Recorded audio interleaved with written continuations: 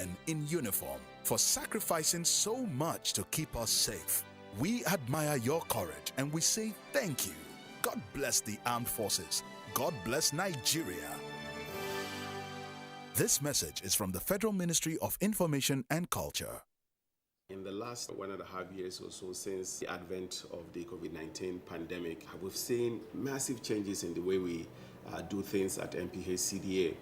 Working with the Presidential Task Force on COVID-19, we were able to actually roll out in the first couple of weeks a massive community-based program that looked at how we could quickly mitigate the impacts of COVID-19 in the communities. So we rolled out a training that involved over 220,000 primary healthcare workers all across Nigeria.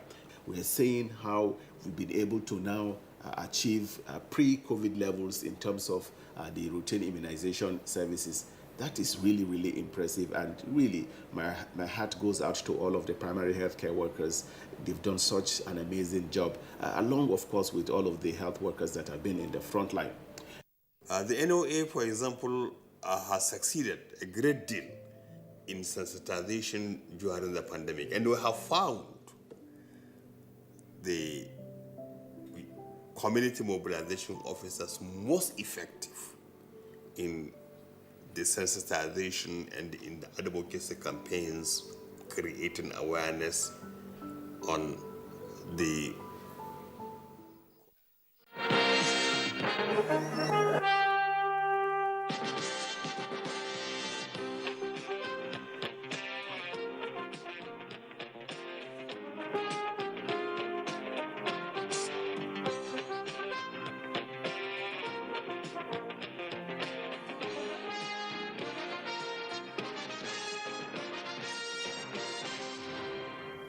Governor Babagana Zulum hands over one of the rescued abducted Chibok schoolgirls to family members. Chief of Army Staff visits 171 Battalion in Daura.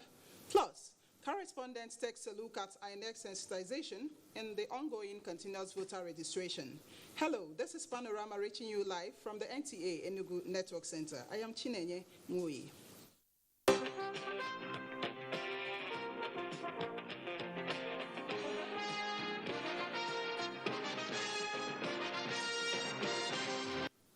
As Nigerian troops continue to win the war against Boko Haram insurgency, an abducted Chibok schoolgirl alongside her husband, who surrendered themselves to the military in Bama local government area of Borno State, has been reunited with her family members. Yagum Subukar reports that Governor Babagana Umar Zulum handed over the girl to members of her family at the government house, Meduguri.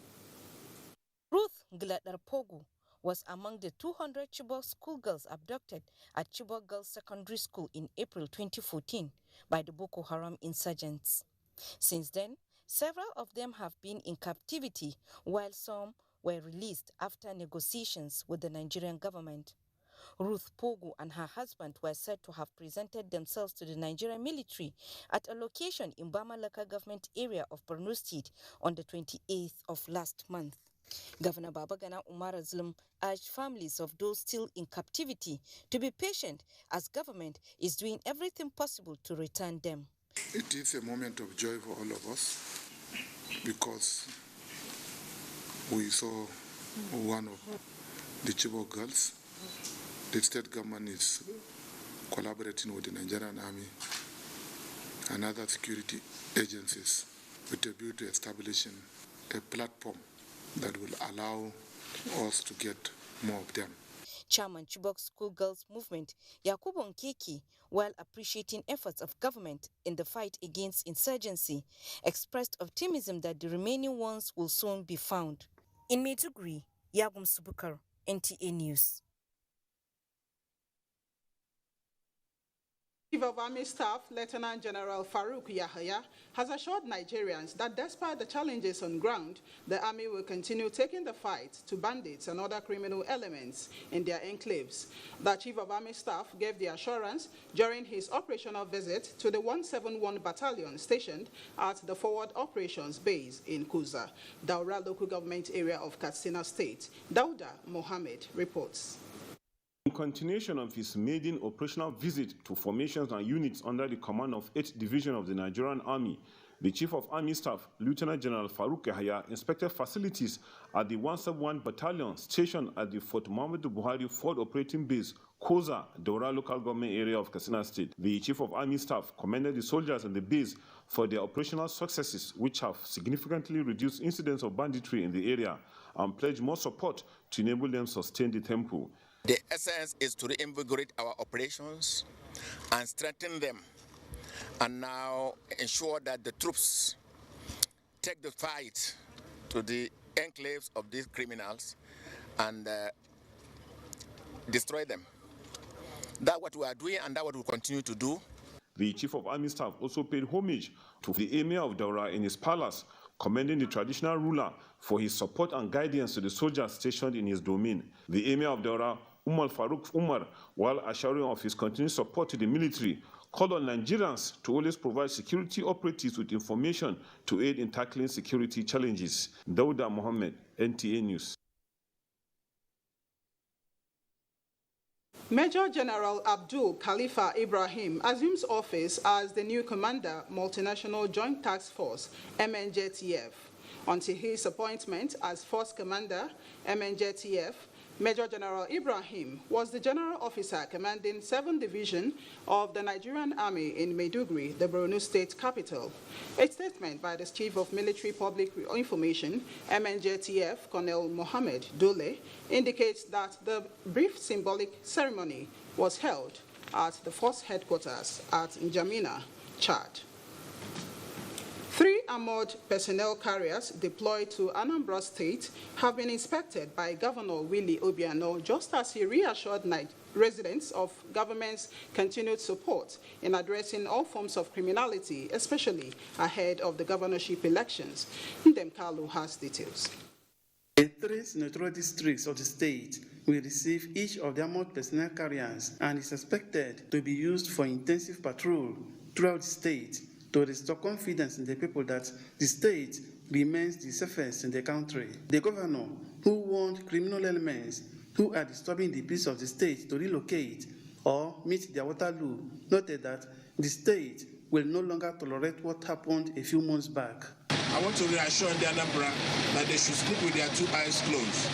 Any hooligan trying to disturb the peace of the state will meet a deadly force. The armored carriers, which are manned by special trained forces, are capable of spraying both hot water and paint. From Okozu, Ndem Kalo, NTA News.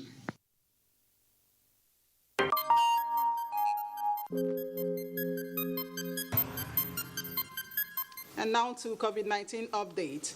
The latest release from the Nigerian Center for Disease Control, NCDC, shows that there are 473 confirmed new cases of COVID-19 in the country. This number, recorded from 12 states on the FCT, brings the total number of confirmed cases to 177,615. In the breakdown of the figures, Lagos is leading the chart with 323 cases, followed by Akwa Ibom with 46 cases, and Rivers State with 41. The FCT has 20 cases, Ekiti 12, Osun and Oyo 9 cases each, Ogun 6 cases, Bayelsa 3, Anambra, Edo, Nasarawa, and Plateau states have 1 case each.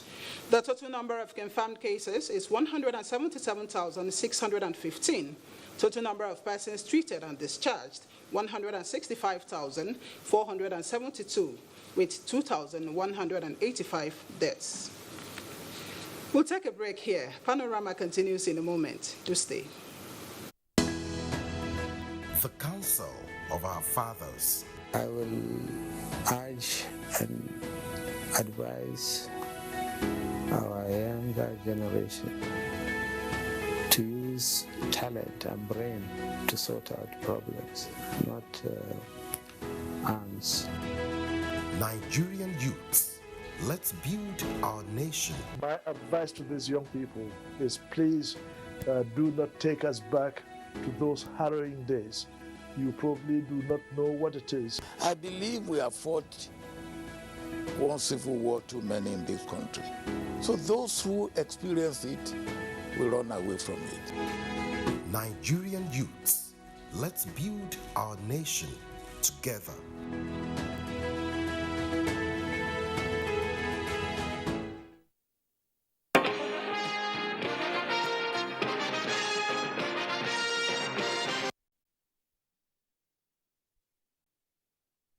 Thank you for staying on. The African Action Congress, AAC, and some other opposition political parties contesting the Anambra State governorship election come November 6, 2021, say they are ready for the poll and already mobilizing the people of the state for a hitch-free exercise. Timothy Yusuf reports that the party's national chairman were speaking at separate media briefing in Abuja. At the National Secretariat of the Action Alliance, AA, the party's national chairman presented its governorship candidate, Ben Etiaba, and his running mate to the party. I was a member of APC until the 29th of July. So how come I'm here? We have what we call waiver in all political parties. He requested for it. National Chairman of the African Action Congress, AAC, who chairs the Inter-Party Advisory Council, Dr. Leonard Zenwa, while assuring of the party's readiness ahead of the November 6 Anambra governorship election, enjoined the electorate to resist some politicians in the state who might want to truncate the election through violence and procuring of court orders and judgments. Meanwhile, the National Publicity Secretary of the Jude Okeke-led faction of the All Progressives Grand Alliance, ABGA, Ikechukwu Chukwunyere, has reassured party members that peace will soon return to the party following the issuance of nomination forms by INEC and acceptance of the filled forms by Chukwuma Moji as required by Section 32 of the Electoral Act to contest the November 6 Anambra governorship election. In Abuja, Timothy Yusuf. Eligible voters who have conducted the online continuous voter registration exercise and those who are yet to register have been advised to go for their biometric registration and physical capturing at designated registration centers to avoid being disenfranchised during the elections. Chika Ubu, who monitored the process at various registration centers in Enugu, reports that the exercise is going smoothly. Ahead of the 2023 general elections, the Independent National Electoral Commission commenced the continuous voters registration by providing a dedicated portal for online registration a few months back. This initiative was to reduce the crowd usually experienced at registration centers and to ensure compliance with COVID-19 protocols. This process, many believe, has indeed made the exercise seamless, less stressful and orderly, especially now the physical capturing and biometric registration has commenced at various registration centers. I think it's going smoothly because I came here not quite long ago and I'm already capturing, as you can see. This is the right time for us to come out and register en masse. The physical exercise, which is simultaneously going on in all the local government headquarters of the state and INEC offices, is for both those who have applied online to complete the biometric process and for those who are yet to commence the registration process. Online registration is on, and it's not only the online, that the physical is equally on. And if they don't have the facilities to do the online, they can come to INEC office at the Enugu office here, or at the local government to do the physical. It's been very successful, but although the turnout has been very low. Eligible voters who are not registered are therefore advised to take advantage of the ongoing online and physical registration exercise to get registered, as it will end in June 30 next year. In Enugu, Chika Ubu, NTA News. And that report forms our background for discussion on Panorama today. And with me in the studio to expand the discuss is Mr. Jude Okwonu, the Administrative Secretary, Independent National Electoral Commission, INEC, Enugu State. Sir, you're welcome to our studio. Thank you very much. Okay, sir, talking about the continuous voter registration, who is eligible to register? Every Nigerian that is of 18 years of age is qualified to come out to register. There, if you've not registered before for any reason and you're above 18 years, you can equally come out to register. So this site is open for every Nigerian above 18 years of age and those who have not registered before to come out to register. Okay, so recently an online portal was launched for this exercise. How accessible is this portal, and what is the idea? What formed the decision to come up with this portal? The situation of the security situation in the country, as at the time the INEC planned to start the continual voter registration, did not envisage the quantum of destruction and insecurity. So at the onset of the registration, the Commission considered it appropriate to start with online registration and to give time to monitor the security situation. And the online registration is to enable Nigerians who have access to internet facilities to do so, as against crowding our centers. Because crowding our centers at local government and headquarters will even attract attention and may give room for these hoodlums to attack and get people injured. So to reduce the crowd at the centers, the online came on board and is even on as we speak.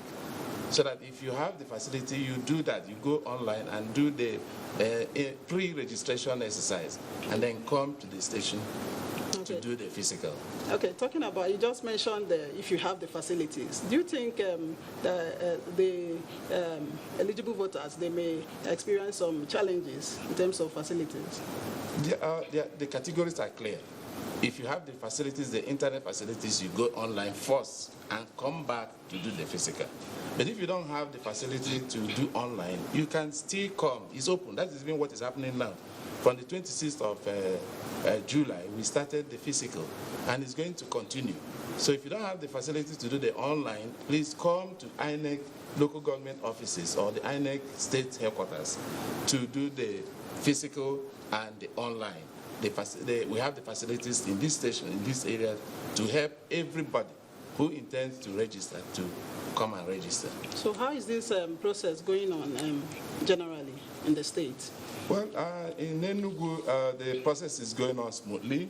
We thank God for it. And though the turnout is low, and we are hoping that with the collaboration with the NTA and other networks, people will be informed properly to come out and register, because it's important that Nigerians get their registration done now so that we can have good representation during the voting of political offices.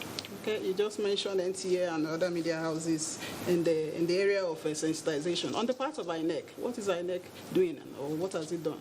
We in Enugu, we have held some stakeholder meeting to collaborate with all the stakeholders that have been identified, the media, the CSOs, so that they can also come in to spread the news, to disseminate the process and make people aware that this is ongoing and they should come out to register. So we are doing that. We've done some meetings with these people, and we continue to hold such meetings with stakeholders so that the process will continue to improve. Okay, some INEC facilities were destroyed in the wake of the violence that held recently in the country. Did it in any way affect the continuous voter registration? Well, yes, obviously it will, because we are supposed to be doing the registration in our offices. For instance, there are some local governments in Enugu that were burnt, and that means we have to put up a plan B in order to get these activities going, and we've done that. As we speak, all the local governments are doing the continuous voter registration. Transportation was a problem because almost all the vehicles at the headquarters were burnt. But we had to look inwards here and there to be able to get our people on their feet to go and get the job done. And we are doing that. It's moving on smoothly in Enugu as we speak. Okay, what happens if there are issues like double registration and registration of persons below the age of 18? The point is that at the end of the facility INEC has put in place right now will not even allow for such, because if you come to register, you will have to enter the website, you have to enter, and then if you by any way have registered before, it will come because there's a preview. What I'm trying to say is that the process on the platform is such that as you come, your name and age will determine your status. So that will now depend on what next to do. So with it, that will be cut off. Okay. So what will be your final words to Nigerians? Because it is said that the voter's card gives one the power or right to vote. Well, I think it is important for everybody that is of age who have not registered before to find time within this period to come out and register, because registration is the basis. There's a foundation for the democratic process. It's the foundation for governance. If you don't register, you can't vote, and you won't have the voice to say this is the kind of person that you want to administer you, the one that will rule and do the good things you want. So if you want good things, you want a better government, the first approach is to get registered. When you get registered, then your vote will definitely count. And then you'll be able to be counted among those who put the government in power. And even if the government is not doing well, and there is a referendum to remove somebody from, if you are not registered, you can't be part of it. So it goes beyond voting. It's also part of the criteria for referendum. So it's very important that we come out to register. Okay. Thank you so much, sir, for your time. Thank you. I have been speaking with Mr. Jude Okwonu, the Administrative Secretary, Independent National Electoral Commission, INEC, Enugu State. And moving on, to ensure that the homegrown school feeding program of the federal government achieve the desired objective, the Ministry of Humanitarian Affairs is enumerating over 557 benefiting schools in Ebonyi State. Kanayo Okoro completes the story. That excitement from the pupils greeted the team from the Ministry of Humanitarian Affairs who were in their schools to know the effectiveness of the program as well as to identify the real beneficiaries. Some of the school children, while thanking federal government for the gesture, said since 2021, they only benefited from the month of May and July. They appeal to the government to strengthen and sustain the program, as it does not only help in their studies, but promotes their health. Rice, beans, yes, they have brought food for me. It's very sweet and very big food that they have brought for us. The school vendors who admitted to have served the children food from the period of 2 months since 2021 urged the government to continue with the program, as it is now the source of their livelihood. Also speaking, some of the teachers said the homeschool feeding program has encouraged pupils to go to school. According to my assessment, the food is okay. It's okay for the children. The program has been going on smoothly, and the children were fed well. The Special Assistant to the Minister of Humanitarian Affairs, Mr. Kesley Ngene, and State Manager of Homegrown School Feeding Program, Mr. Sunday Mbam, while explaining that the program at the beginning in 2017 has some challenges, emphasized that the enumeration exercise will give room for some schools that have not been captured to be selected to benefit from the program. My mandate is to ensure that the number of students being fed in this state the people are coming after, the number of schools in Ebonyi State for this exercise, and the schools in this exercise what we are coming after, to establish and substantiate the fact that these people are there. Actually fed the students for 40 days this year. The National Bureau of Statistics officers are on the field now, and also the enumeration exercise is going on how to verify the baseline data.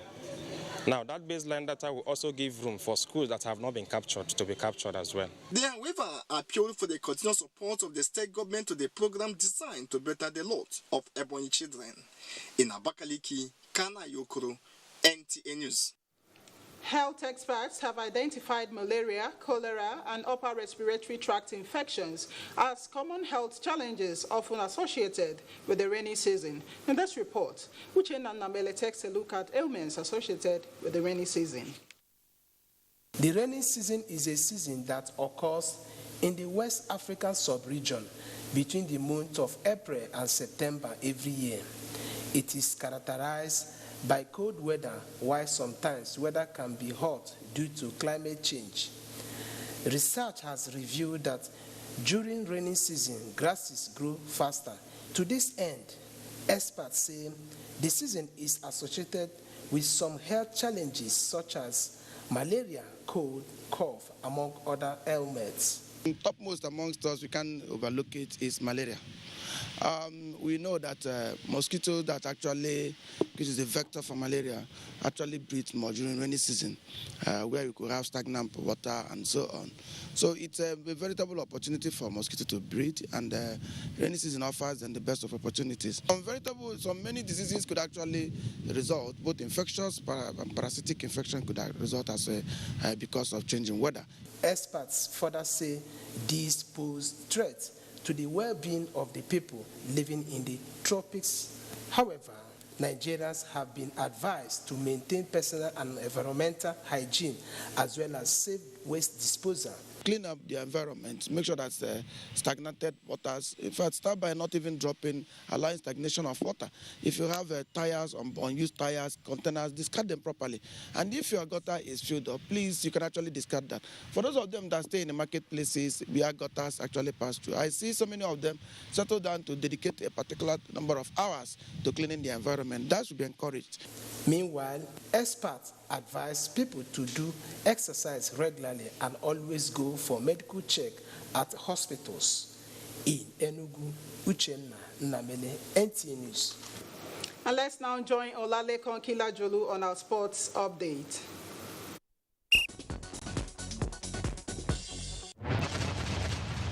Minister of Youth and Sports Development, Sunday Dare, has again re-emphasized the need for individuals and corporate bodies to further support Nigerian athletes to podium finishes in subsequent national and international competitions. The minister maintained that with adequate preparations and support, the nation will build on the successes recorded at the Tokyo Olympic Games to ensure a better outing in future Olympics. We've just developed a new generation of athletes who we can unleash on the world come France 2023. We must have a continuous program of investment in training, in grant and support for them.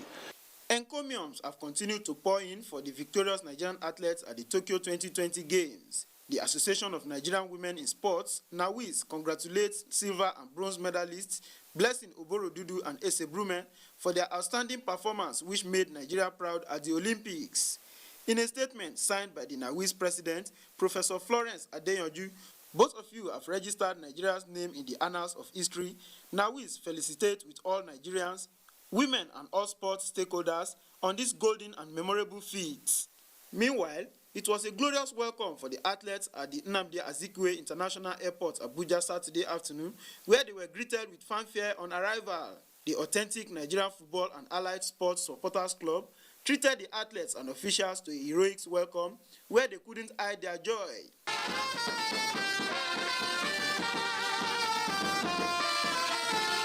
President of the authentic Nigeria Football and Allied Sports Supporters Club, Prince Abayomi Ogunjimi, in his remarks says, "We are glad that our representatives are back, though we anticipated more, but we have won something and we can build on that."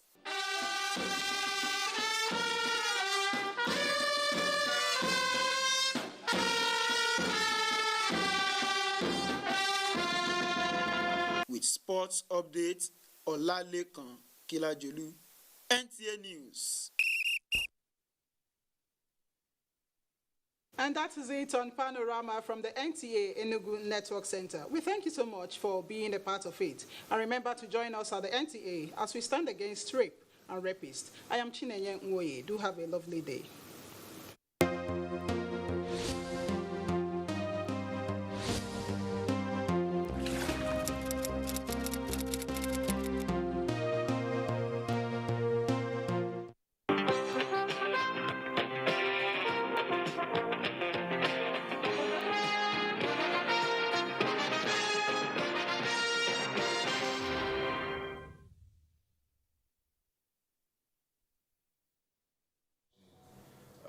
Has the responsibility to help improve the quality and the quantity of the road infrastructure assets, which are the roads and the bridges and the highways. At the moment, we have over 13,000 kilometers of road network under repair, reconstruction, or rehabilitation out of the existing 35,000 kilometers of federal road network. These 13,000 kilometers are comprising about 850 different contracts which the ministry superintends across Nigeria. We are fulfilling the mandate of our ministry to expand the connectivity of Nigeria's and villages through road